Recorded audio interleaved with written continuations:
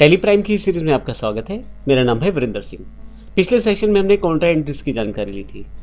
फिर नेक्स्ट दो एंट्रीज जो हमारी हैं, एक है जिसमें रेंट रिसीव हुआ है हमें 2000 रुपये कैश। तो जो रेंट रिसीव हुआ है वो हमारा इनडायरेक्ट इनकम है, और इसी तरह से कमीशन रिसीव हुआ है 4000 रुपये, वो हमें बैंक में रिसीव हुआ है। तो आइए देखते हैं इन दोनों की एंट्री हम किस प्रकार से टैली प्राइम में कर पाएंगे। जो रेंट मेरे पास रिसीव हुआ है वो 2000 रुपये है, लेकिन अगर मैं आपको यहाँ अपने गेटवे ऑफ टैली से मास्टर्स में अल्टर पे ले जाऊँ और लेजर्स पे यदि आप चेक करें, जहाँ से आप ये देख सकते हैं कि पहले से कौन से अकाउंट्स या कौन सी लेजर्स बनी हुई है, वो यहाँ चेक कर सकते हैं। तो इसमें मेरे पास अभी रेंट जो अकाउंट है या रेंट लेजर है मैंने नहीं बनाया है। तो आइए सबसे पहले मैं उसे क्रिएट कर लेता हूँ।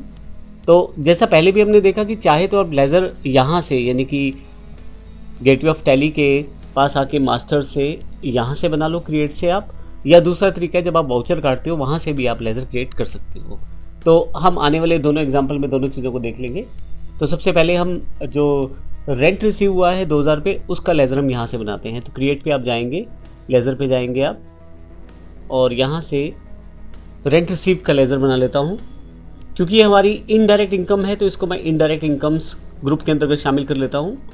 और type of laser note applicable है यहाँ से, बाकी सब चीज़ें अभी नोट एप्लीकेबल है तो मैं खाली छोड़ देता हूँ। ओपनिंग बैलेंस इसका कुछ भी नहीं है। तो फाइनली एक्सेप्ट करके मेरे पास ये लेज़र तैयार हो जाएगा।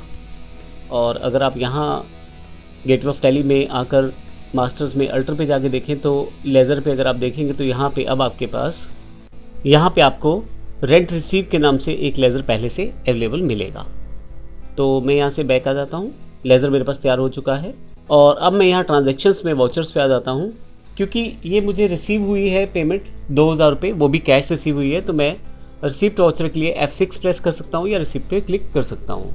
यहाँ जिस अकाउंट में मुझे प्राप्ति हो गई है, अभी आप डेट वगैरह सब वैसे ही चेंज कर सकते हैं। जैसे मैंने पहले बताया, receipt voucher number 3 automatically select है।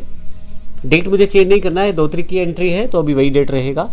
अकाउंट जिसमें रिसीव है वो कैश है मेरे पास, तो यहाँ से कैश सेलेक्ट कर लेता हूँ मैं यहाँ से।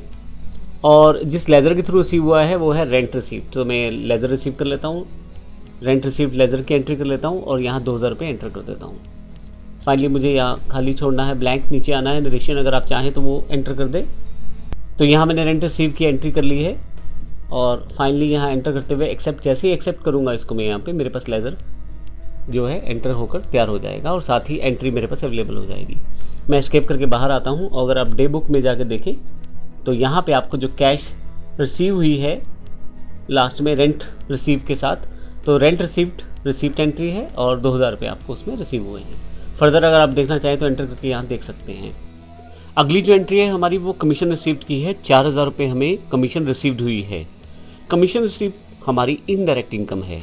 ये जो कमीशन रिसीव हुई है 4000 रुपये, ये हमें IDBI बैंक में रिसीव हुई है। तो आइए देखते हैं इसको किस प्रकार से हम एंटर कर सकते हैं टैली प्राइम के द्वारा। सबसे पहले मैं बता देता हूँ, हमारे पास कमीशन जो लेज़र है वो पहले से नहीं बना हुआ है। गेटवे ऑफ टैली से अगर हम मास्टर से अल्टर पे चले जाएं और यहाँ यदि क्लिक करें तो काउंटिंग मास्टर्स में लेज़र पे यदि आप क्लिक करके देखें तो आप देखेंगे इसमें हमारे पास अभी जो कमीशन लेज़र है, कमीशन रिसीव लेज़र नहीं बना हुआ है। पिछली बार जब हमने रेंट रिसीव की एंट्री की थी तो हमने यहीं पर लेज़र क्रिएट कर लिया था, लेकिन अब की बार यहाँ ना करके हम जब ये वाउचर की एंट्री करेंगे तभी उसको क्रिएट करना सीखेंगे। वाउचर्स पे आ जाते हैं और यहाँ से क्योंकि हमको ये रिसीव हुई है पेमेंट और ये बैंक में रिसीव हुई है तो ये रिसीप्ट की एंट्री है। तो देखिए डिफ़ॉल्ट मेरे पास लास्ट ट्रांजैक्शन भी रिसीप्ट की थी, तो इसलिए काउंटिंग वाउचर स्क्रीन क्रिएशन में मेरे पास रिसीप्ट की एंट्री ही ओपन है, यानी कि रिसीप्ट वाउचर ही ओपन है।